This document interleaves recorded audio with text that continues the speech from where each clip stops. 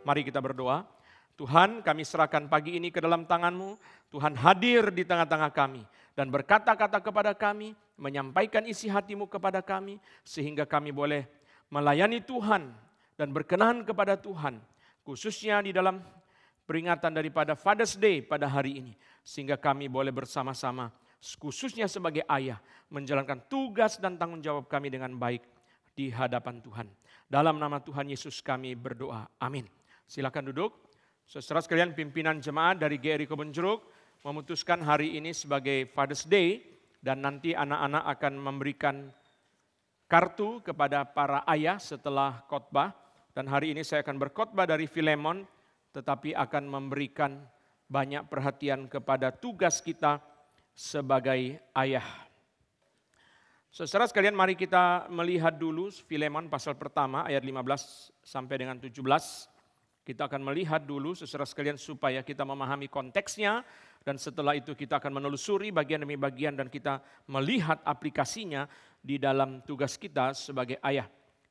Ayat 15 sampai 17, sebab mungkin karena itulah dia dipisahkan sejenak daripadamu, supaya engkau dapat menerimanya untuk selama-lamanya. Bukan lagi sebagai hamba, melainkan lebih daripada hamba, yaitu sebagai saudara yang kekasih. Bagiku sudah demikian, apalagi bagimu, baik secara manusia maupun di dalam Tuhan. Kalau engkau menganggap aku temanmu seiman, terimalah dia seperti aku sendiri. Saudara, seluruh surat ini hanya berbicara satu hal, supaya Filemon, yaitu mantan tuan daripada Onesimus, menerima kembali Onesimus yang sudah menjadi orang percaya, bukan lagi sebagai hamba, tetapi sebagai saudara yang kekasih. Mari kita membaca ayat 8 dan 9 bersama-sama. Sebagai bagian yang pertama yang kita renungkan, ayat 8 dan 9. 1, 2, 3. Karena itu sekalipun di dalam Kristus aku mempunyai kebebasan penuh untuk memerintahkan kepadamu apa yang harus engkau lakukan, tetapi mengingat kasihmu itu lebih baik aku memintanya daripadamu. Aku Paulus yang sudah menjadi tua, lagi pula sekarang dipenjarakan karena Kristus Yesus. Saudara sekalian, Paulus mengatakan bahwa saya punya otoritas untuk perintah. Kebebasan penuh lebih tepat diterjemahkan sebagai keberanian. Aku punya keberanian untuk memerintah kamu untuk menerima Onesimus. Tetapi aku tidak lakukan itu karena mengingat kasihmu. Aku lebih baik memintanya daripadamu. Ini kira-kira teksnya. Saudara, lagi pula aku sudah menjadi tua. John Calvin mengatakan, Paulus sedang mengatakan dia adalah seorang penatua di sini. Memang istilah Yunaninya adalah presbuter. Tetapi saudara sekalian, para ahli mengatakan saudara bukan. Paulus sedang berbicara mengenai keadaan fisik dia sebagai orang tua yang sedang dipenjarakan. Saudara sekalian, Paulus jelas otoritas yang Tuhan beri kepada dia. Itu sebabnya seorang ahli bernama Van Unik mengatakan, saudara, menurut standar dunia, Paulus tidak berani sebenarnya lakukan ini. Karena dia seorang miskin, seorang yang dipenjarakan. Bagaimana bisa memberikan perintah kepada Filemon yang adalah orang kaya? Tapi Paulus sadar otoritas dia sebagai rasul yang ditetapkan oleh Yesus sendiri. Sebagai hamba Tuhan yang dipakai oleh Tuhan untuk memenangkan Filemon. Saudara, dia mempunyai kebebasan dan keberanian untuk memberikan perintah kepada Filemon. Tetapi dia tidak melakukan itu. Dia minta baik-baik. Kenapa saudara? Karena mengingat dua hal. Mengingat kasih daripada Filemon dan mengingat penderitaan dia. Dia mengingatkan Filemon akan penderitaan dia. Jadi saudara sekalian, pertama-tama kita harus mengerti bahwa saudara sekalian, di dalam Roma pasal yang ke-13, saudara, setiap orang yang berotoritas itu, dia tidak memiliki otoritas di dalam dirinya sendiri, tetapi itu berasal dari Tuhan. Tidak ada manusia yang lahir membawa otoritas. Suami berotoritas kepada istri itu dari Tuhan. Pemerintah berotoritas kepada rakyat, orang tua kepada anak, guru kepada murid, hamba Tuhan kepada jemaat, dan seterusnya, penatua kepada jemaat. Saudara, itu adalah otoritas yang diberikan oleh Tuhan. Saudara sekalian, ada otoritas yang diberikan oleh Tuhan sebagai suatu anugerah umum.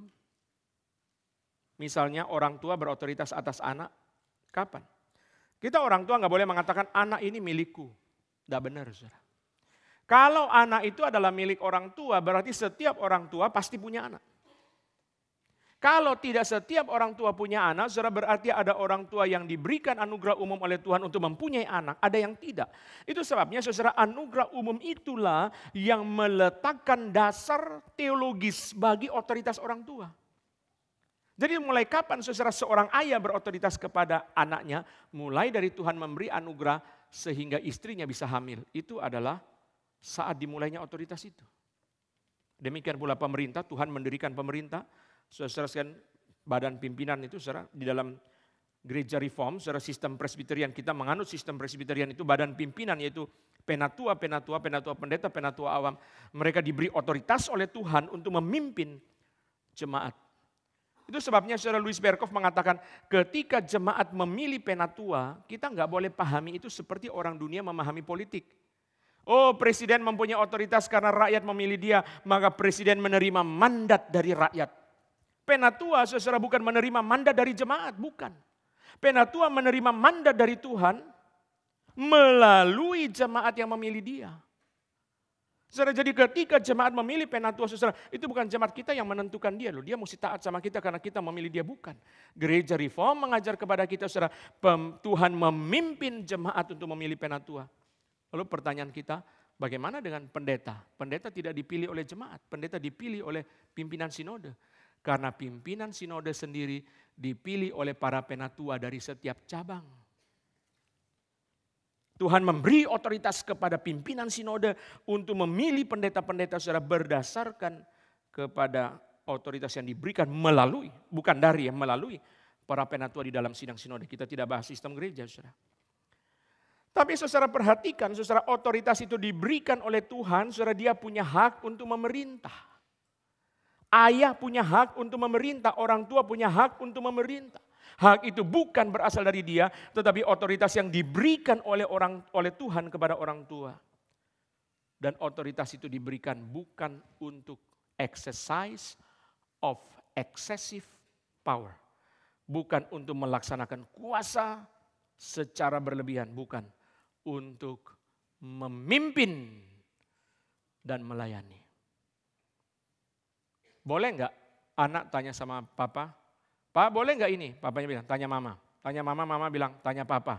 Lalu boleh balik terus ya. Lalu anak bilang, ini dua orang tua ndak beres ini ya. Tanya papa, bilang tanya mama. Tanya mama, bilang tanya papa. Kalau begini gue dipimpong terus. Ambil keputusan. Oke, tanya mama, mama bilang tanya papa.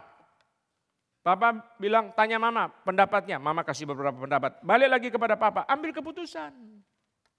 Kenapa saudara ambil keputusan? Karena saudara diberi otoritas untuk memimpin dan melayani mereka. Nah, saudara sekalian, saudara, kita lihat di sini, saudara, Paulus di dalam ayat 8 dan 9, saudara, tidak mau memakai otoritas untuk memerintah. Tetapi memakai otoritas, saudara sekalian, dengan cara meminta. Meminta itu berarti ngomong baik-baik, saudara. Nah, saudara perhatikan, sebagai ayah, kita mesti reserve kapan suara keras. Kalau saudara terus bicara suara keras di rumah, saudara tidak mengerti the beauty of the truth. Saudara perhatikan, Tuhan Yesus menegur dan memarah. Sering menegur, jarang memarah. Menegur itu terus. Jangan main game. Ini tegur atau marah? Hah? Tegur atau marah? Tegur. Tegur itu harus ada terus. Tegur itu menyatakan saudara bahwa orang tua, khususnya ayah, dia memegang otoritas kebenaran. Marah itu saudara berarti kebenaran sudah dilanggar sehingga sekarang harus diperlakukan dengan serius, tidak bisa diperlakukan dengan biasa. Saudara lihat, Tuhan Yesus selalu ada teguran, ada marah. Teguran itu terus. Kalau kita dengan patong itu saudara, teguran itu ada terus. Tapi marah itu saudara, kalau dia sudah lihat kita keterlaluan, dia marah. Saudara. Tapi teguran itu ada terus. Teguran itu saudara adalah the presence of truth. Itu tugas daripada seorang ayah, tugas daripada seorang ibu. Jadi saudara lihat ya, waktu di GRI, saudara kalau membaptis anak, itu saudara sekalian yang gendong anaknya papa atau mama? Hah? Papa ya, berarti tugas kerohanian itu sebenarnya adalah tugas papa. Tapi di rumah saudara suruh baca Alkitab sama mama. Ya, PR sama mama. Nanti sakit perut sama mama. Tukang kredit datang cari mama. Ya. Jadi mama adalah superwoman. Saudara ya. Ada ular cari mama. Jadi mama ini mesti belajar taekwondo, mesti belajar karate, mesti segala macam. Tidak bisa, saudara. Papa itu punya spiritual responsibility. Itu adalah the first. Itu sebabnya tugas ayah kepada anak pertama-tama bukan financial responsibility. Saudara, kalau nggak ada uang bagaimana Pak? Betul. Tapi itu bukan tugas yang pertama. Saudara kalau tidak mengerti ini, saudara tidak mengerti perjanjian lama. Tugas pertama daripada ayah itu adalah spiritual responsibility. Saudara. Jadi saudara kita sebagai ayah, saudara mesti mengatur bagaimana saudara sudah capek pulang, saudara mesti mempunyai waktu. Apalagi kalau saudara mempunyai anak laki-laki, saudara. Kenapa anak laki-laki itu menjadi feminin? Itu salahnya ayah. Karena dia nggak ada waktu untuk father's time dengan anak, saudara. Dia terus-menerus membiarkan anak laki-lakinya dengan mamanya. Akhirnya anak laki-laki itu kalau mau pergi, sisir rambutnya lama, muter. Saudara. Kipas angin, payung, saudara ya. Kenapa saudara? Dia lihat mamanya, saudara, yang gunting kuku lama. Secara tugas daripada papa itu, saudara sekalian, adalah spiritual responsibility. Itu yang pertama. Saudara sekalian, Tuhan Yesus memberikan kepada kita banyak sekali teladan, saudara, bagaimana menjalankan otoritas. Saudara melihat waktu dia menegur Petrus, ketika Petrus menyangkal Tuhan Yesus tidak memakai suara sama sekali. Itu namanya voiceless sermon, khotbah tanpa suara. Tuhan Yesus hanya memandang Petrus, lalu Petrus bertobat, dia menangis dan bertobat, saudara. Jadi kadang-kadang kita perlu bisik-bisik saja. Kadang-kadang saudara kita hanya beri teladan saja. Saudara lihat, Paulus ketika berkata, aku tua dan dipenjarakan karena Injil. Saudara, dia lagi bicara apa kepada Filemon? Dia lagi bicara tentang teladan, dia lagi bicara tentang sacrifice. Dia lagi bicara tentang teladan dan pengorbanan. Teladan dan pengorbanan. Teladan, saudara, dan pengorbanan. Itu yang sedang dia kedepankan ketika dia mendorong Filemon untuk menerima Onesimus. Saudara, dia tidak memakai otoritas sebagai rasul untuk menekan Filemon, tapi dia memberikan teladan melalui apa, saudara sekalian? Aku sudah tua begini, masih dipenjarakan karena Injil. What you should do for the gospel. Teladan dan pengorbanan itu, saudara sekalian. Jangan kita mengatakan, tidak boleh nonton TV, lalu kita masuk kamar nonton TV. Lalu anak itu saudara masuk ke kamar kita, lihat papa aja nonton TV dari tadi. Katanya nggak boleh nonton TV. Saudara. Nggak boleh main HP. Papa aja dari tadi HP-HPan terus. Saudara. Jadi saudara, teladan dan pengorbanan itu yang paling berat dari tugas seorang ayah. Bagaimana dia bisa memelihara konsistensi teladan dan pengorbanan dia. Lalu saudara perhatikan ketika Paulus mengatakan dia mengingat kasih dari Filemon ayat 9 itu saudara. Aku mengingat kasihmu. Aku tahu kamu baik. Itu sebabnya aku bicara baik-baik. Saudara. Ini bicara tentang apa? Respect. Respect. Anak itu mengatakan kalau dapat di bawah 60 selalu diomeli. Tapi setiap kali dapat 90 belum pernah sekalipun dipuji. Fair enggak? Kalau jelek dikritik. Kalau bagus enggak dipuji. Terus dikritik, saudara, enggak bagus. Enggak pernah dipuji. Selalu saudara kalau 50, 60 selalu diomeli. Diomeli depan akong. Sampai minder anaknya depan sepupu-sepupu. Ini nih. Kalau ulangan 50-an melulu. Generasi 50-an. Tapi kalau 90 saudara tidak pernah makan-makan sama akong. Lalu saudara dipuji akong, ini cucunya ya. Kemarin ulangan matematika dapat 90 loh. Saudara, Paulus respect kepada Filemon. Dan itu sudah ditunjukkan di dalam khotbah yang pertama. Saudara melihat saudara dia terus mengeksplor hal-hal yang baik dari Filemon. Ini adalah saudara, kalau saya khotbah hari ini untuk ayah saudara. Ini adalah one strategy of child education. Luar biasa. Strateginya apa saudara? Dorong hal yang baik.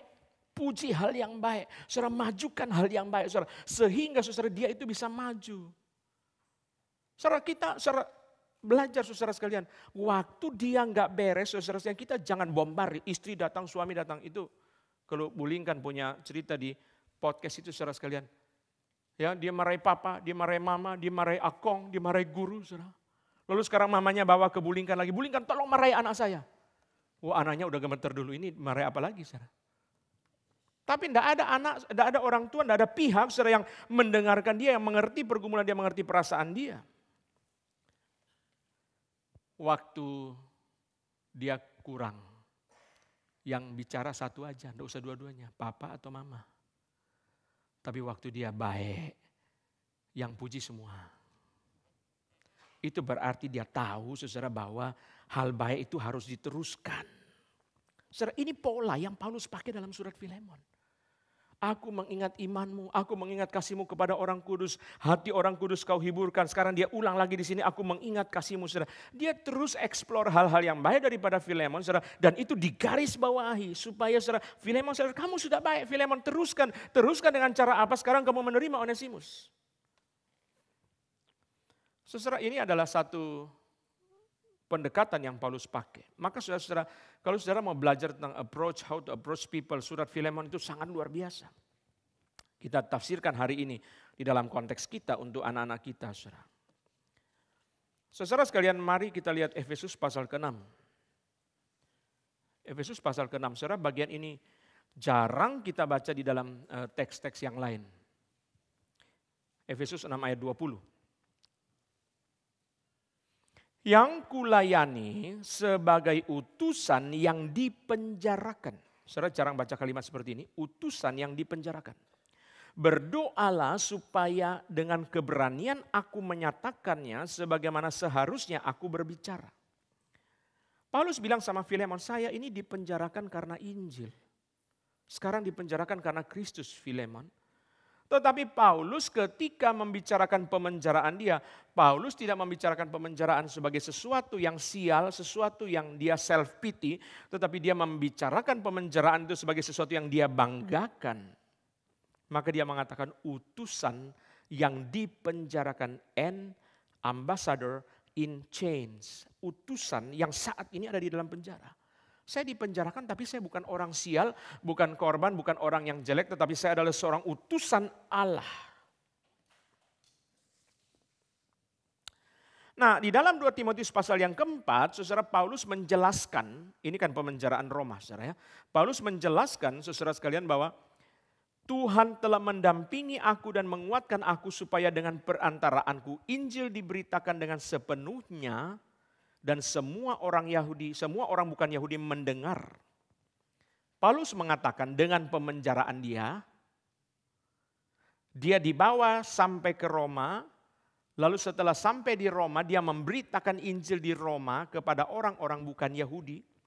Melalui pemenjaraan di Roma itu semua orang bukan Yahudi mendengarkan Injil. Nah ini saudara oleh F.F. Bruce disebut dengan satu teori yang sangat bagus sekali saudara, yaitu representative universalism. Universalisme representatif. Maksudnya apa?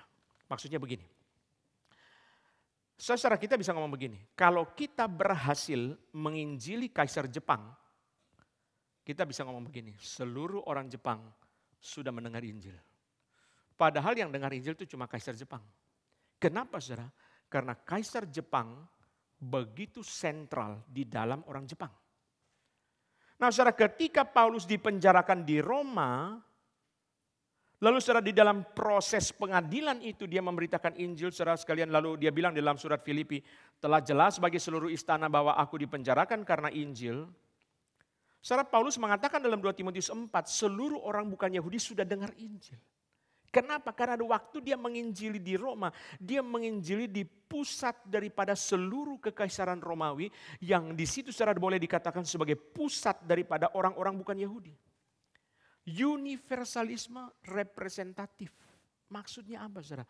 Melalui penginjilan kepada orang-orang di kota Roma, seolah-olah dia sudah menginjili seluruh orang bukan Yahudi di seluruh dunia. Disitulah saudara sekalian nubuat Tuhan Yesus di dalam Kisah Para Rasul pasal pertama ayat ke-8 bahwa murid-murid menjadi saksi Kristus dari Yerusalem sampai ke ujung bumi tergenapi. Nah yang saya mau bicarakan saudara di dalam konteks relasi dengan Filemon adalah bagaimana Paulus memparadigma penderitaan itu saudara. Bagaimana Paulus memparadigma penderitaan itu, saudara? Dia tidak melihat penderitaan itu sebagai sesuatu yang sial, dia tidak melihat pemenjaraan itu sebagai hal yang jelek, saudara. Dia dengan bangga mengatakan, saya adalah utusan yang dipenjarakan. Itu yang harus kita paradigma, saudara, di dalam konteks kita dengan anak-anak kita, saudara, bagaimana kita memparadigma penderitaan itu. Kita kalau tidak memahami dengan suatu paradigma yang kaya, kita bisa memahami, saudara, saya antara anak sekolah ini jadi apa ya, saya jadi mesti ke sekolah lagi. Ya. Dan saudara tahu kita sekarang ini kebanyakan kita, saudara, kalau antar anak sekolah, semua sekolah itu macet, saudara. Macet, saudara. Nggak macet itu adalah mulai jam 7.00. Artinya apa? Telat, saudara. Ya. Itu nggak macet, saudara. Sebelum jam 7 pasti macet, saudara. 15 menit terakhir itu macet, saudara. Jadi saudara kita kadang-kadang merasa, saya jadi nggak terang. Tapi saudara mesti melihat itu, saudara, sebagai, saudara, di dalam satu paradigma yang kaya. Mengantar anak sekolah adalah perjalanan ke masa depan. Kalau saudara memahami begini, saudara mengantar anak sekolah itu saudara tidak komplain, tidak mengeluh. Mengantar ke sekolah adalah perjalanan ke masa depan. Mengantar ke sekolah adalah masa kita bersama-sama dengan mereka. Bisa banyak berbicara, bisa mendengarkan khotbah, bisa bersenda gurau. Bisa dikasih lihat enggak? Saya punya Instagram yang berapa hari lalu itu, saudara. Saya tulis mengenai peran ayah di dalam Instagram beberapa hari yang lalu, saudara sekalian. Saudara bisa kembangkan ini, saudara, menjadi banyak. Saudara lihat yang terakhir ya, nyatakan persahabatan dengan bermain dan bercanda bersama. Nyatakan kasih dengan sediakan waktu mendengar di mana? Di mobil itu, saudara, kita dengar. Mereka cerita di sekolah, dibully dan seterusnya, tugas yang sulit. Saudara bisa baca sendiri, saudara bisa terapkan sendiri, berkorban tanpa bicara, saudara sekalian. Dia sampai sungkan karena dia lihat, saudara, bahwa kita sebagai orang tua berkorban. Tidak enak-enak saja, saudara. Bahkan lebih dari dia. Lebih dari dia. Saya tidak pernah, saudara sekalian, menyuruh anak membaca lalu anak memprotes saya. Kenapa, saudara? Karena dia tahu papaku membaca lebih banyak dari aku. Kamu tahu sendiri kan, papa bacanya banyak. Dia tidak bisa protes. Dia tidak bisa protes. Kenapa, saudara? Karena teladan itu, saudara, yang berbicara lebih kepada dia. Jadi saudara, kita mesti memparadigma penderitaan itu, saudara, jangan sebagai sesuatu yang kita sial. Paulus tidak merasa dia dipenjarakan itu sial. Ini adalah representatif universalism. Ini adalah kesempatan sampai di pusat kekaisaran Romawi. Dia bisa berbicara kepada orang-orang bukan Yahudi.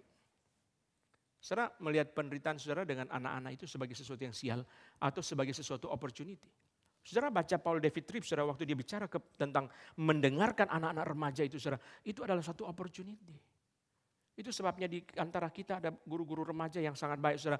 Mereka setelah remaja itu, mereka nggak langsung pergi mendengarkan anak-anak itu, saudara. Tidak langsung pergi, saudara. Kita sebagai orang tua juga sama, saudara. Mesti punya waktu untuk mendengar. Nggak bisa kita ngerocos terus, saudara. Dia tidak diberi kesempatan untuk memberi apa yang menjadi pergumulan dia kepada kita. Bagaimana kita memparadigma penderitaan kita sebagai orang tua kepada anak, itu akan menentukan sukacita kita di dalam melayani mereka. Itu kuncinya. Paulus beritahu Filemon, saya menderita, tapi dia tidak beritahu itu sebagai sesuatu yang jelek. Dia beritahu itu sebagai sesuatu yang bangga. Bangga. Saudara temani anak bermain di playground, di mall, itu sial apa opportunity, saudara. Kita mesti baca itu sebagai opportunity. Jangan membaca itu sebagai bego banget gue ya, seorang CEO kok bisa bawa anak meluncur-meluncur begini di mandi bola segala ya. Bukan. Sama seperti saudara di kantor punya jabatan tinggi, lalu saudara waktu melayani, tugasnya apa? Security, pakai metal detector. Di kantor gue aja gak pernah jadi satpam. Di gereja jadi, di KKR jadi satpam. Itu opportunity for you to serve the Lord. Sama, saudara, kita punya opportunity juga untuk melayani anak-anak kita, saudara sekalian. Untuk melayani mereka. Hal yang mereka ingat, saudara, seringkali daripada kita sebagai orang tua itu bukan berapa banyak uang yang kita kasih ke mereka loh. Tapi ketika dia sakit, saudara ada di samping dia, itu adalah long lasting memory. Papa ada di situ, itu dia tidak bisa lupa. Saudara, itu sebabnya bagaimana kita memparadigma penderitaan kita dalam relasi kita dengan anak menentukan sukacita kita dan semangat kita untuk melayani. Paulus tidak minder, tidak marah, tidak mengeluh karena dia dipenjarakan. Dia bangga. Saudara bangga di dalam penderitaan-penderitaan saudara untuk anak-anak. Saudara bersyukur, bangga, berterima kasih. Saudara mengatakan, Tuhan, saya dengan sukacita menerima penderitaan-penderitaan ini untuk anak-anak saya. Bahkan saudara, kita tidak merasa itu sebagai penderitaan. Thomas Watson mengatakan tidak ada orang menggaji seorang ibu untuk merawat anaknya. Ada nggak? Seluruh dunia. Tidak ada orang menggaji seorang ibu untuk merawat anaknya. Dia akan lakukan itu dengan happy, dengan kasih, tidak ada perhitungan. Ada nggak ibu berhitung? Kalau mencret 3 kali masuk panti asuhan. Jadi setiap kali anak itu sakit perut dia tahan. Ini sudah 2 kali nih bahaya. Kali ketiga, tidak ada. Tapi nanti saudara sekalian ketika mamanya sudah tua dan muntah-muntah, anaknya hitungan. Saudara tahu itu kan? Saudara bilang termasuk saya juga yang hitungan, Pak. Mama muntah udah 3 kali. Mama muntah 3 kali masuk panti jompo. Saudara orang tua tidak ada. Saudara. Tidak ada, kata Thomas Watson, tidak ada orang menggaji seorang ibu untuk mencintai anaknya. Dia mengerti paradigma itu. Saudara. Itu sebabnya dia bersyukur, dia bangga. Dia bangga bisa mengasihi anak itu, saudara sekalian. Nah ini saudara biasanya menjadi pikiran daripada para ibu, bukan pikiran daripada para ayah. Para ayah saudara seolah-olah saudara selalu apa? Anakmu. Kalau giliran dia juara di sekolah, anakku saudara. Egois banget ya. Memang ada orang mengatakan laki-laki itu sionya buaya saudara ya. Enak, ambil. Nggak enak, mama. Sudah serahkan mama. Saudara, ini yang pertama. Yang kedua, mari kita lihat ayat yang ke-10 sampai 13. Yang kedua, ayat 10 sampai 13. Mengajukan permintaan kepadamu mengenai anakku yang kudapat selagi aku dalam penjara, yakni Onesimus. Dahulu memang dia tidak berguna bagimu, tetapi sekarang sangat berguna baik bagimu maupun bagiku. Dia kusuruh kembali kepadamu, yaitu buah hatiku. Sebenarnya aku mau menahan dia di sini sebagai gantimu untuk melayani aku selama aku dipenjarakan karena Injil.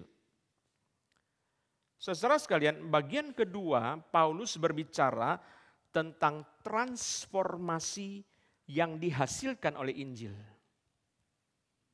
Saudara tahu dari mana? Ayat 11 itu paling jelas. Ini adalah Pauline uniqueness, Pauline. Dia punya kebiasaan. Lihat ayat 11. Dahulu tetapi sekarang.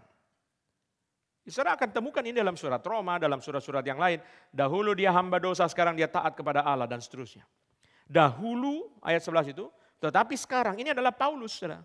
Dahulu memang dia tidak berguna bagimu, tetapi sekarang. Berarti Paulus mengatakan bahwa Onesimus sudah mengalami transformasi karena pekerjaan Injil. Taunya dari mana? Ayat 10. Mengajukan permintaan kepadamu mengenai anakku yang kudapat selagi aku dalam penjara. Saudara, Paulus tidak memakai istilah kelahiran baru seperti Tuhan Yesus, seperti Yohanes, seperti Petrus misalnya. Saudara, tetapi Paulus pakai istilah, saudara, kudapat itu dalam bahasa Yunani, I have begotten. Itu terjemahan yang lebih sesuai dengan bahasa Yunani, egenesa itu. I have begotten, aku telah melahirkan. Anak yang aku lahirkan ketika aku dalam penjara. Kita tidak tahu apakah Onesimus juga dipenjarakan. Saya pernah baca ada yang mengatakan Onesimus dipenjarakan bersama Paulus di Roma sehingga Paulus menginjili dia. Mungkin karena Onesimus adalah seorang budak yang mencuri sehingga kemungkinan dia dipenjarakan di Roma. Tetapi secara mungkin juga Onesimus itu mengunjungi Paulus di dalam penjara Roma. Karena dia tahu Filemon begitu dekat dengan Paulus dan dia pergi mengunjungi Paulus di dalam penjara Roma. Tapi yang pasti saudara kita mengerti bahwa pemenjaraan tidak bisa menghentikan Paulus. Sehingga penginjilan tetap dijalankan dan akhirnya Onesimus itu dimenangkan. Saudara lihat di sini. Pertama transformasi ini saudara. Yang jelas saudara. Pertama mengubah status Onesimus. Onesimus adalah a slave. Ini istilahnya John Calvin. A slave, a runaway, a thief, budak, pelarian, pencuri. Diubah oleh Injil menjadi anakku ayat 10 dan ayat 12 buah hatiku. Diubah oleh Injil. Diubah oleh Injil.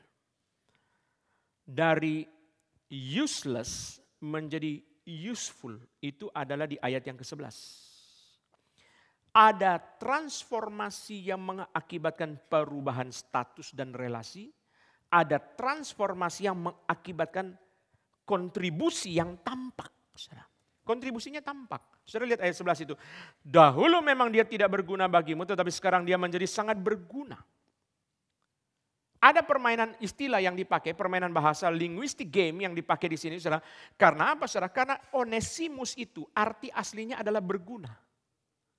Jadi Paulus ketika menulis ayat 11 memakai kata berguna, Paulus sengaja memakai istilah yang sama dengan arti kata dari Onesimus. Onesimus itu artinya berguna. Jadi Paulus mengatakan si berguna itu dulu tidak berguna, sekarang berguna. Si berguna itu dulu tidak berguna, sekarang dia berguna. Secara transformasi ini mengakibatkan perubahan relasi, mengakibatkan secara perubahan status, perubahan kontribusi dari seorang yang tidak berguna menjadi berguna. Saudara, dan ini adalah transformasi Injil. Maka saudara Paulus mau mengatakan, Onesimus sudah mengalami kuasa Injil, sudah mengalami kuasa darah Yesus, sudah mengalami kuasa yang diberikan oleh Roh Kudus yaitu memimpin dia kepada Kristus. Sekarang Filemon, terimalah dia karena dia sudah diselamatkan. Ini tidak gampang, saudara, tidak gampang. Kalau ada orang yang tukang nyolong, bertobat, masuk gereja, saudara ketemu dia hati-hati enggak? Kan dia sudah bertobat. Bertobat sih bertobat Pak, cuma khawatir kalau saya salah taruh HP dosa lama balik lagi Pak. Saudara itu yang dibilang sama orang penjara. Saya tanya, kenapa bisa pada balik lagi? Keluarga enggak menerima mereka Pak. Dia begitu pulang ke rumah langsung ikan hias di akuarium dihitung. Padahal ikan hias cuma 2.000 perak harganya. Langsung dihitung sama keluarga. Jadi dia merasa teman-teman dia di penjara lebih baik. Saudara sekalian, transformasi itu adalah tugas yang harus kita doakan sebagai ayah.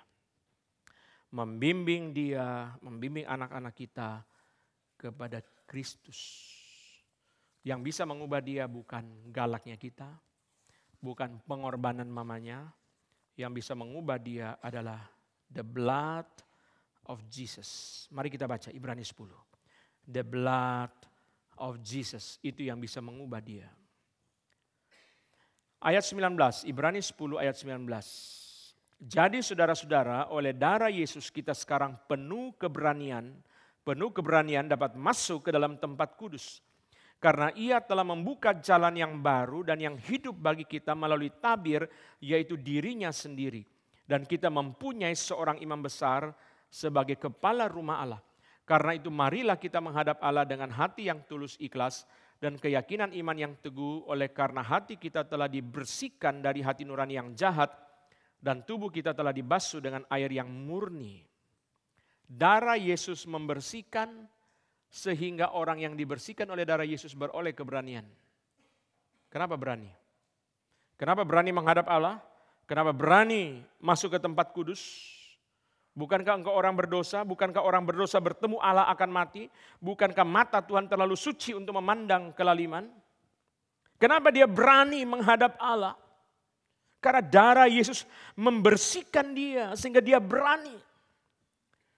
Saudara, kenapa dia berani melayani Tuhan? Kenapa seorang manusia berdosa bisa berdiri di atas mimbar dan berkata kepada orang berdosa yang lain, bertobatlah, tinggalkanlah dosa. Apa dia lebih baik dari yang lain? Ketika saudara melayani Tuhan, ketika saya melayani Tuhan, kita bukan lebih baik daripada yang lain. Karena the blood of Jesus, itu yang menghasilkan keberanian dalam diri saudara dan saya.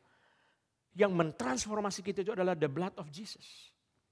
Di dalam PR Rabu yang lalu saya bahas, saudara sekalian, bagaimana Roh Kudus mentransformasi rasul-rasul dan orang Kristen mula-mula dari satu kelompok yang kecil menjadi the power, the big power to preach the gospel. Itu luar biasa. Setelah penuh dengan Roh Kudus, Petrus menjadi berani memberitakan Injil kepada orang-orang yang baru berapa minggu lalu menyalibkan Yesus. Setelah jemaat penuh dengan Roh Kudus, mereka memberitakan firman Allah dengan berani. Saudara, Roh Kudus mentransformasi mereka dari satu kelompok kecil, marginal, saudara sekalian, di pinggiran. Saudara, menjadi sesuatu kekuatan yang besar untuk memberitakan Injil di dalam konteks mereka adalah extreme minority. Yang bisa memberikan perubahan itu adalah darah Kristus, adalah Roh Kudus, adalah firman Allah dan seterusnya. Di sini saudara, darah Kristus membersihkan. Itu sebabnya kita berani melayani. Itu sebabnya kita berani KKR regional. Itu sebabnya kita berani menjadi guru sekolah minggu. Itu sebabnya kita berani berdiri di hadapan Tuhan untuk melayani. Karena the blood of Jesus itu adalah kuncinya yang mentransformasi. Tugas kita sebagai ayah, kita harus memastikan, saudara. Saya tanya sama saudara sebagai ayah. Sudah berapa kali saudara tanya anakmu, sudah percaya Yesus atau belum? Have you ever asked that? Saudara nggak boleh mengatakan anak saya sekolah Kristen, anak saya ke sekolah minggu. Kita harus terus menerus sebagai ayah tanya sama dia, kamu sudah percaya Tuhan Yesus? Atau belum? Kadang bareng-bareng, kadang sendiri. Anak saya yang besar katekisasi, saudara, kapan pagi, kapan sore dia mau katekisasi, saya tanya dia, Koko udah percaya Tuhan Yesus belum? Saudara, tidak boleh suppose dia sudah sekolah Kristen, dia sudah pergi ke sekolah minggu, sudah remaja, sudah dengarkan firman dari kecil, sudah nonton film Yesus berkali-kali, lalu saudara suppose dia adalah orang Kristen. Tidak. Tugas kita adalah to preach the gospel, to bring them to the blood of Jesus. Memperkenalkan mereka kepada darah Yesus. Karena itu yang berkuasa mentransformasi mereka. Itu yang berkuasa mengubah mereka. Mari kita lihat yang kedua. Kesaksian yang kedua, Galatia 1. Ayat ini sangat indah. Kita mesti baca bersama-sama karena sangat indah. Saya percaya Paulus begitu keras menulis surat Galatia dengan kemarahan karena ajaran sesat di Galatia. Tetapi bagian ini dia tulis dengan air mata. Mari kita baca sama-sama Galatia 1. Ayat yang ke-21 sampai dengan ayat yang ke-24. 1, 2, 3. Kemudian aku pergi ke daerah-daerah Syria dan Kilikia. Tetapi rupaku tetap tidak dikenal oleh jemaat-jemaat Kristus di Yudea. Mereka hanya mendengar bahwa ia yang dahulu menganiaya mereka sekarang memberitakan iman yang pernah hendak dibinasakannya.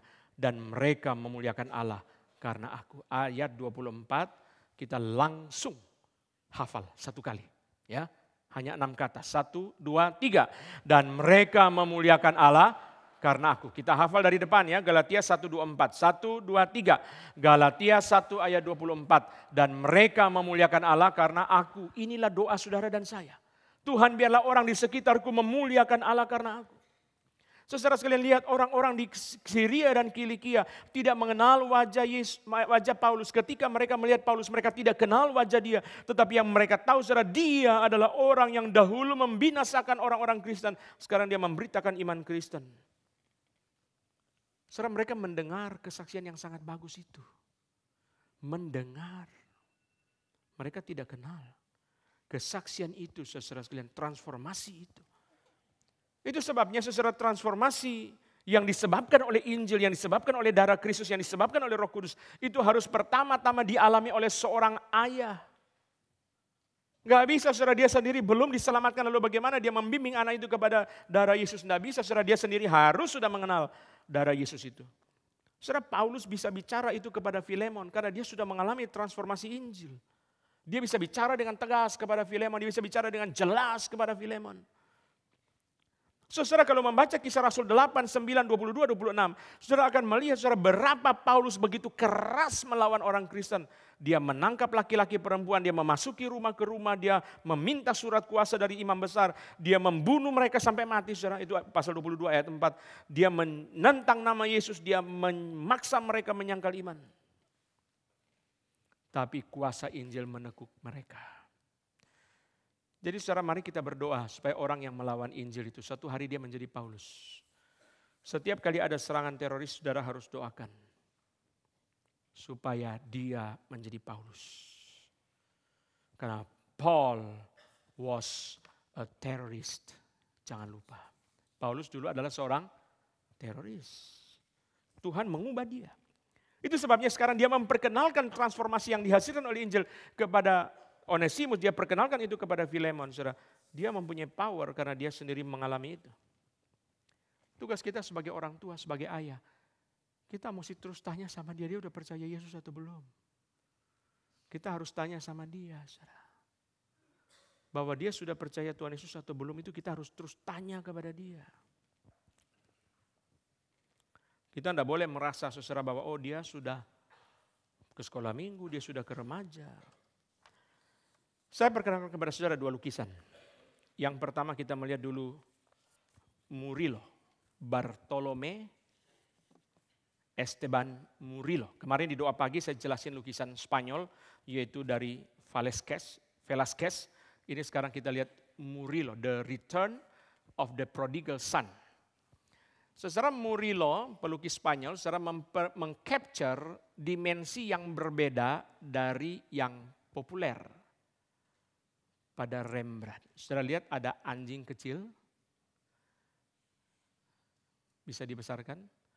Saudara, ada jubah, ada lembu, ada cincin. Ini suasana sukacita, saudara. Suasana sukacita, saudara. Bisa diturunkan ke bawah, turun ke bawah. Saudara sekalian, Murillo melihat bahwa anak yang hilang ini pulang dalam kondisi yang parah. Itu sama dengan yang dilihat oleh Rembrandt. Nanti kita lihat dalam lukisan yang kedua. Saudara lihat Murillo sengaja memperjelas kakinya yang kotor sebelah kiri. Kalau Rembrandt memperlihatkan kepada kita sandalnya yang rusak. Murillo memperlihatkan kepada kita saudara kakinya yang kotor. Pakaian yang compang-camping, saudara lihat kontras yang begitu jelas dengan papanya yang memakai jubah itu. Coba di zoom keluar. Nah, saudara lihat ya.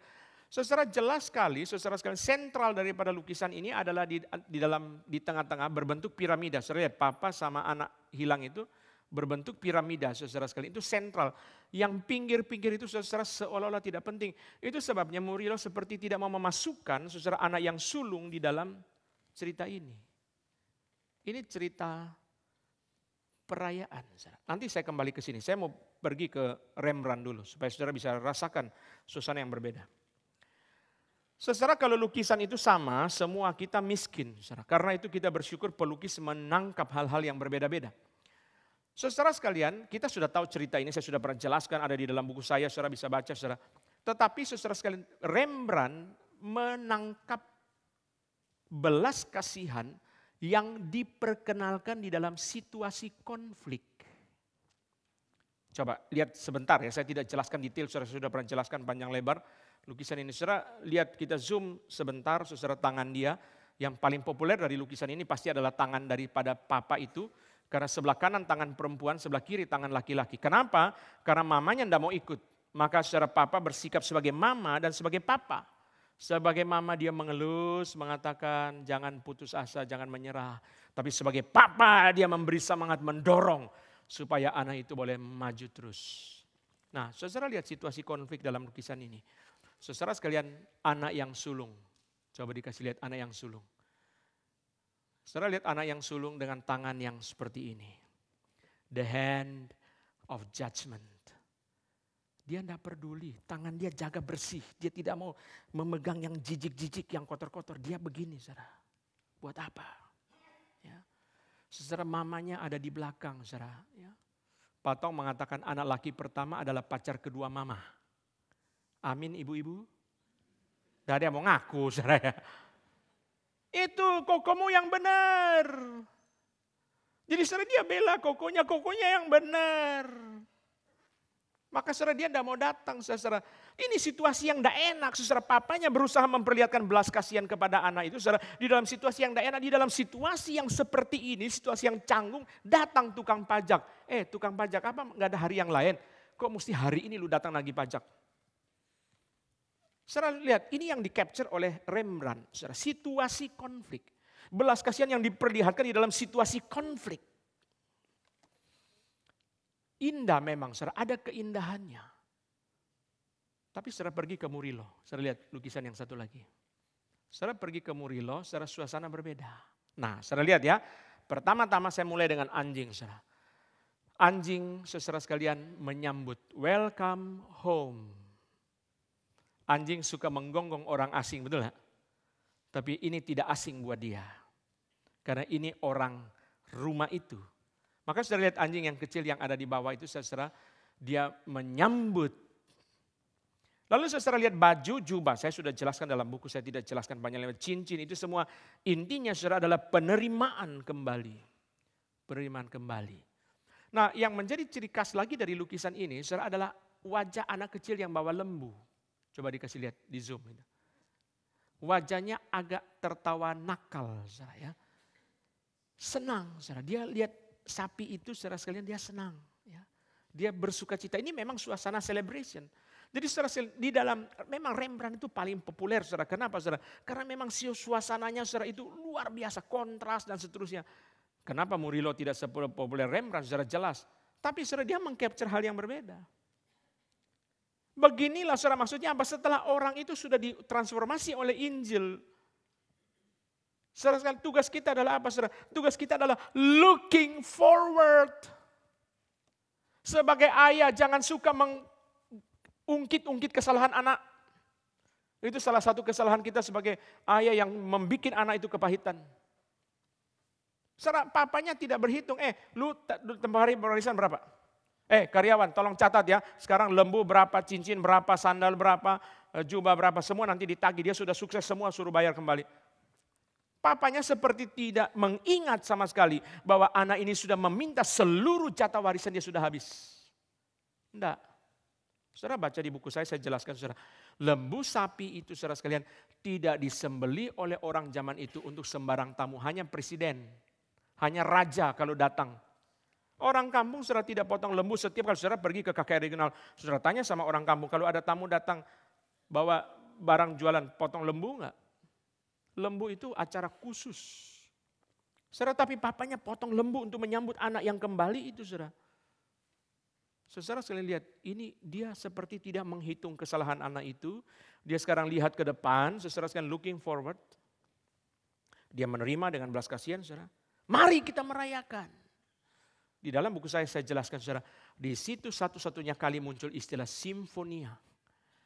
Orkes simfoni itu saudara, itu dimulai dari Lukas 15. Mari kita merayakan ini saudara. Tugas kita memang saudara, sebagai ayah membesarkan hati dia saudara. Membesarkan hati dia untuk terus maju, dan terus maju. Murillo mengambil sisi yang lain. Sama-sama belas kasihan. Tapi satu belas kasihan di dalam situasi konflik. Satu belas kasihan di dalam celebration. Celebrate. Merayakan itu saudara.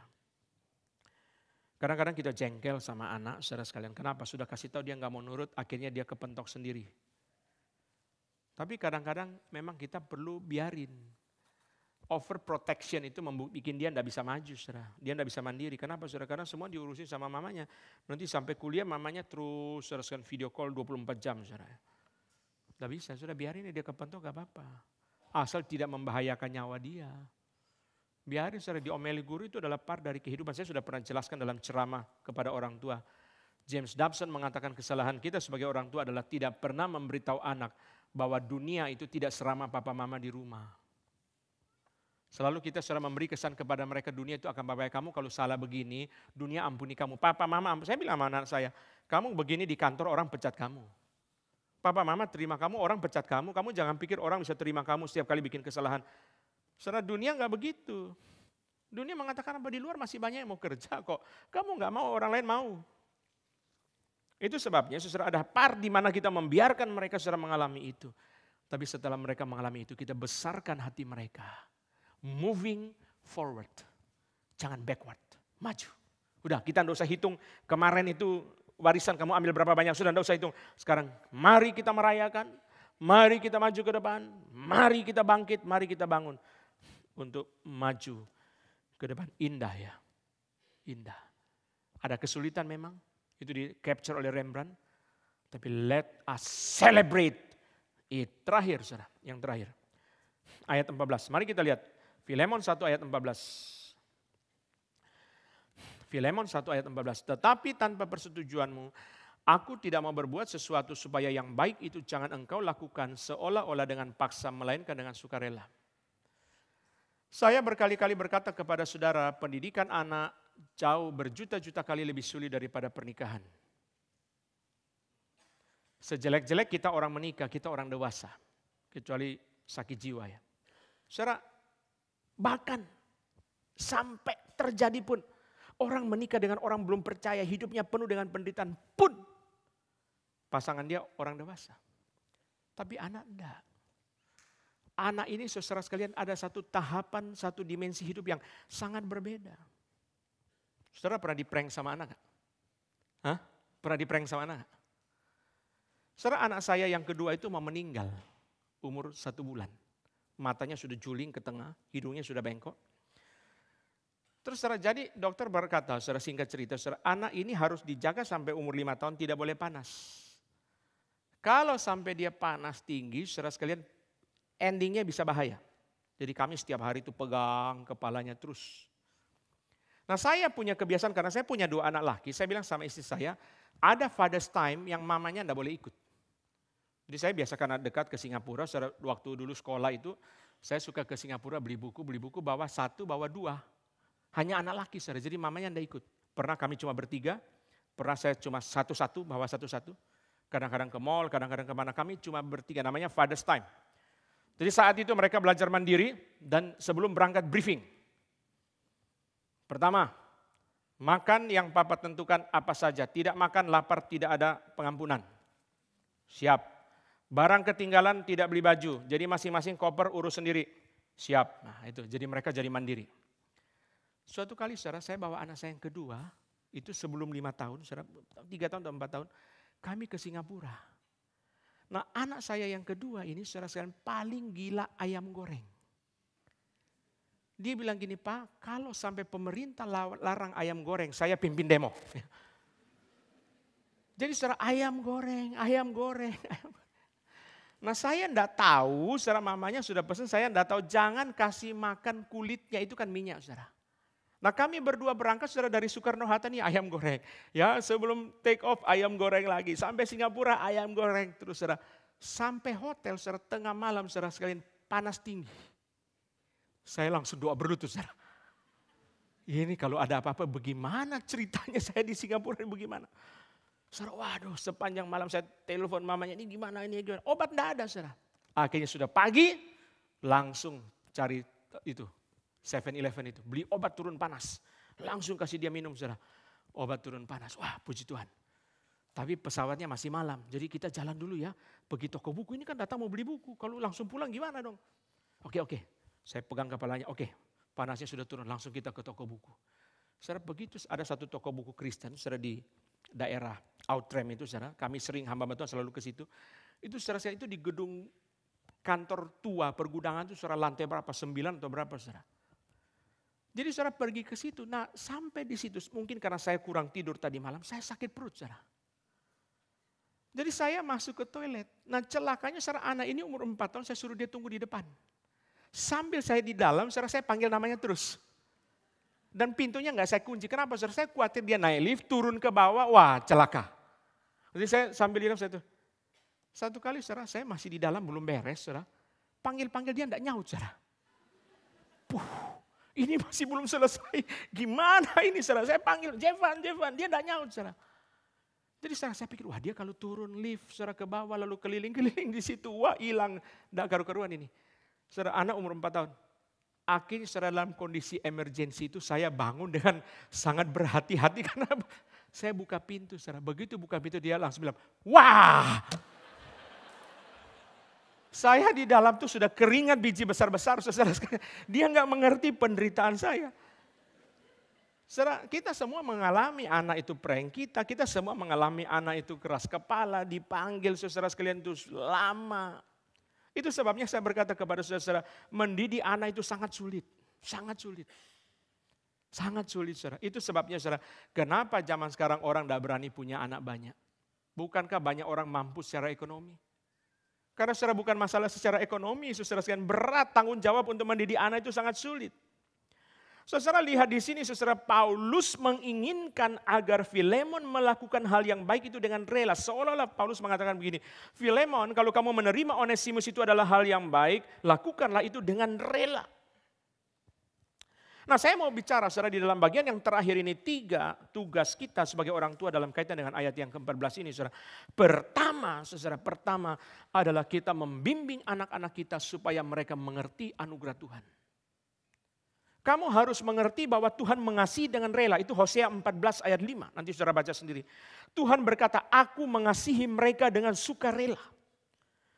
Kamu harus mengerti bahwa Tuhan memberi anugerah itu dengan sukarela. Kamu harus mengerti bahwa Tuhan memberikan anugerah itu dengan rela. Itu sebabnya kamu juga harus melakukan hal yang baik dengan rela. Hosea 14 ayat 5 Tuhan berkata, aku akan mengasihi mereka dengan sukarela. Aku akan mengasihi mereka dengan sukarela. Aku akan mengasihi mereka dengan sukarela. Kamu harus mengerti bahwa Tuhan itu memberi anugerah dengan rela. Kamu harus mengerti bahwa Tuhan memberikan anugerah itu yang terbaik. He gave His only Son for us. Tugas kita sebagai orang tua pertama saudara, membimbing dia untuk paham akan anugerah Tuhan. Kenapa? Ketika dia mengerti anugerah Tuhan, dia akan berusaha melakukan yang terbaik untuk Tuhan. The problem is dia tidak mengerti anugerah Tuhan. Bagaimana kita bimbing dia untuk mengerti anugerah Tuhan? Kita perlu pertolongan Roh Kudus pasti. Tapi ini tugas kita. Dia harus mengerti anugerah keselamatan. Dia harus mengerti sekolah itu anugerah. Dia harus mengerti saudara bahwa dia bisa memperoleh fasilitas ini dan itu di rumah itu adalah anugerah. Kita harus menjelaskan itu. Saudara, tidak bisa kita sebagai ayah hanya kita karena kita ada uang. Dia saudara sekalian jatuhin handphone di got langsung kita beli lagi. Besok hilangin HP langsung beli lagi. Kita sendiri pun pakai uang kita harus tanggung jawab sama Tuhan. Kita harus doa sama Tuhan, kita harus tanya sama Tuhan. Bukan karena kita ada uang kita boleh beli-beli terus. Tepat tidak lakukan itu kepada dia? Ya bisa saudara. Saya bilang aman saya HP hilang. Itu kalau mereka pergi sekolah, sama sekolah itu kan ke Jogja, kemana, Surabaya. Saya bawa ke Gambir, sama teman-teman berangkat, naik kereta ke Jogja. Kalau kopermu ketinggalan di Gambir, kamu tidak ganti baju sampai pulang. Saudara sudah langsung kopernya dipeluk, saudara. Kalau kita bilang, tenang kok, kalau umpama koper ketinggalan, tidak usah khawatir ya. Nanti ini papa sudah kasih kamu kartu ATM, kamu tinggal ambil uang, pergi beli. Nanti saudara sampai Malioboro, beli baju ketinggalan lagi di Malioboro, saudara. Sudah saya ancam dulu dari depan, pokoknya kalau kamu ketinggalan tidak ada baju. Kita orang tua tidak bisa karena kita ada uang boleh kasih dia terus beli itu tidak bisa. Kita sendiri harus tanggung jawab sama Tuhan. Pertama saudara, bimbing anak agar paham anugerah Tuhan. Itu berarti kita sebagai orang tua, sebagai ayah. Kita sendiri harus paham itu anugerah Tuhan. Kalau kita sendiri tidak mengerti anugerah Tuhan, bagaimana kita membimbing anak kita untuk mengerti anugerah Tuhan? Itu pertama. Kedua saudara, membimbing anak itu untuk paham apa yang benar dan baik. Supaya kalau dia sudah paham hal yang benar dan baik, dia lakukan itu dengan rela. Kita mesti membimbing dia, itu tugas kita. Tentu perlu pertolongan Roh Kudus. Tapi tugas kita adalah membimbing dia supaya dia paham hal yang benar dan baik. Sehingga dia mau melakukan itu dengan rela. Dia harus mengerti ini hal baik. Dia harus mengerti. Saudara sekalian tidak bisa cuma sekali. Saudara nggak boleh mengatakan ngomong sekali langsung bertobat. Saudara, kita kalau ngomong begitu, kita suppose diri kita lebih hebat dari Roh Kudus. Alkitab aja mengatakan Tuhan berulang-ulang mengutus nabinya, Tuhan berulang-ulang mengutus hambanya, Tuhan berulang-ulang berbicara kepada mereka, itu Ibrani 1 dengan mimpi apa segala saudara. Tuhan saja berulang-ulang, apalagi kita saudara. Kita bukan siapa-siapa, bukan Tuhan, bukan Roh Kudus. Yang ketiga saudara sekalian, kita membimbing anak untuk paham bahwa Allah mengasihi dan memberkati orang yang melakukan hal-hal yang baik dengan sukacita dan sukarela. Itu 2 Korintus 9:7, saudara baca sendiri. 2 Korintus 9 ayat 7. Kita membimbing mereka supaya mereka mengerti bahwa Allah mengasihi dan memberkati orang-orang yang melakukan hal-hal yang baik dengan sukacita dan sukarela, bukan dengan terpaksa dan dengan sedih hati. Kita bimbing mereka supaya mereka mengerti anugerah Tuhan. Kita membimbing mereka supaya mereka mengerti bahwa saudara sekalian hal yang baik dan benar itu apa. Supaya mereka lakukan dengan rela. Kita bimbing mereka supaya mereka mengerti bahwa Tuhan itu mengasihi, memberkati orang yang melakukan hal baik dengan rela.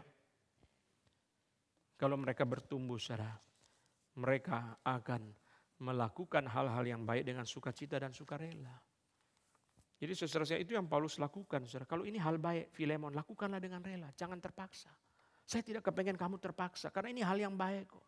Kalau hal yang baik kita mestinya rela melakukan. Saudara. Kenapa hal yang jelek, hal yang jahat orang rela lakukan? Saudara. Kenapa hal yang baik orang tidak rela lakukan? Tugas kita menjelaskan kepada dia ini baik, ini good for you. For your future, ini untuk masa depan kamu. Ini untuk masa depan kamu, kamu sendiri harus mikir. Masa depan kamu sendiri. Kamu gak bisa saudara depend terus sama papa mama. Gak boleh suppose papa mama akan terus ada. Nah itu gimana saudara, memerlukan pertolongan Tuhan. Tapi kita harus jalankan tugas kita untuk terus bicara kepada mereka dengan kreatif, dengan sabar. Jadi orang tua itu mesti kreatif saudara. Saudara pikir satu hal ya.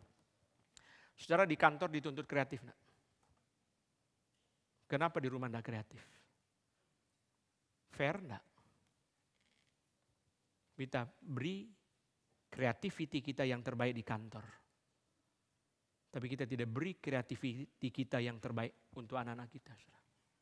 Iya kan? Saudara dituntut kan, mesti kreatif. Nggak bisa, yuk begini doang. Saudara coba aja, saudara cari orang kantor mana yang terima orang nggak kreatif. Saudara. Nggak ada saudara, yuk mesti pikir. Yuk marketing atau R&D atau HRD, yuk mesti kreatif dong. Selalu itu saudara, inovatif, inisiatif. Saudara. Tapi we need them for our children. Kita perlu itu untuk anak-anak kita, saudara. Kita perlu kreativitas bagaimana cara mereka. Gak bisa hanya dengan suara keras, gak bisa hanya dengan ancam-ancam. Ya, kalau kamu ke situ ada naga, kita berbohong. Naganya gede apa kecil? Gede, bohong lagi saudara ya. Tambah lama saudara tambah, kalau dia ngikutin terus saudara, kita terbelit sendiri kepada struktur yang bohong yang kita bikin saudara. Saudara kreatif di kantor itu perlu, tapi jangan lupa saudara perlu membangun kreativitas di rumah saudara, untuk anak-anak mereka. Supaya mereka memperoleh partner hidup di dalam rumah itu yang kreatif. Mari kita bangkit berdiri. Kita masuk ke dalam doa. Kami tahu ya Tuhan, tugas kami sebagai ayah tidak mudah. Kami bergumul dengan pekerjaan, urusan-urusan di kantor yang tidak mudah. Dan banyak lagi urusan yang lain, kemacetan di dalam kota besar ini. Pergumulan-pergumulan kota yang tidak mudah ya Tuhan.